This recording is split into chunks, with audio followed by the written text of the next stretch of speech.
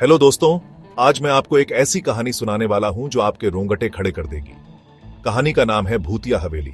तो चलिए शुरू करते हैं। बहुत समय पहले की बात है, एक छोटे से गांव के पास एक पुरानी हवेली खड़ी थी।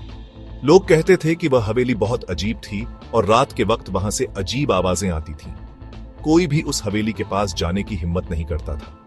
कहते हैं वह हवेली भूतिया हवेली कहलाती थी। गांव में एक छोटा बच्चा था जिसका नाम राज था।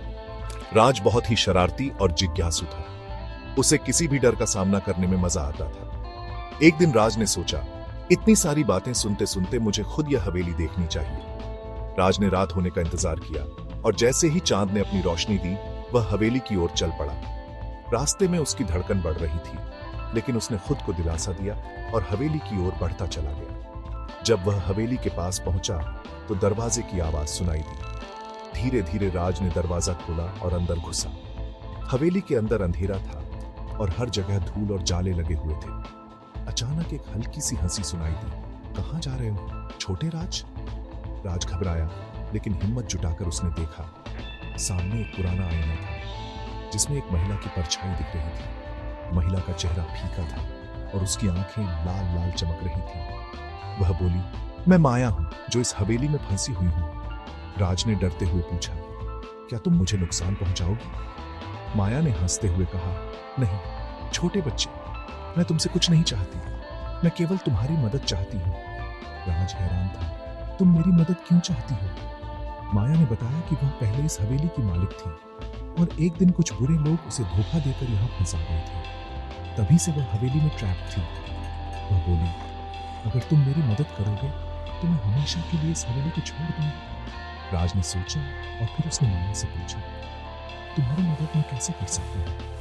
माया ने कहा, इस हवेली में एक पुरानी किताब छिपी हुई है। वही किताब मेरी मुक्ति का रास्ता खोलेगी। राज ने हिम्मत जुटाई और हवेली के कोने कोने में किताब को ढूंढने लगा। घंटों की खोज के बाद उसने किताब को एक पुरानी लकड़ी के बक्से में पाया। जैसे ही उसने किताब खोली, हवेली में एक तेज रोशनी फैलने लगी।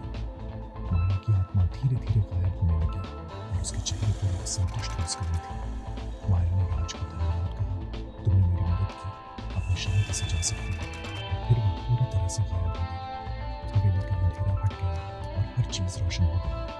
राज ने जब सुबह गांव वापस लौटकर ये कहानी सबको सुनाई तो सब हैरान रह गए। उस दिन के बाद भूतिया हवेली कभी भी डरावनी नहीं रही। एक सामान्य हवेली बन गई जहाँ अब कोई डर नहीं था। राज को भी समझ में आया कि कभी कभी किसी की मदद करने से खुद को भी सुकून मिलता है। और फिर वह अपने दोस्तों को बताने लगा कि डर से लड़ने के लिए हमेशा दिल में साहस और अच्छाई होनी चाहिए। तो दोस्तों, ये थी भूतिया हवेली की कहानी। अगर आपको कहानी पसंद आई हो तो लाइक और सब्सक्राइब जरूर करें। मिलते हैं अगली कहानी में।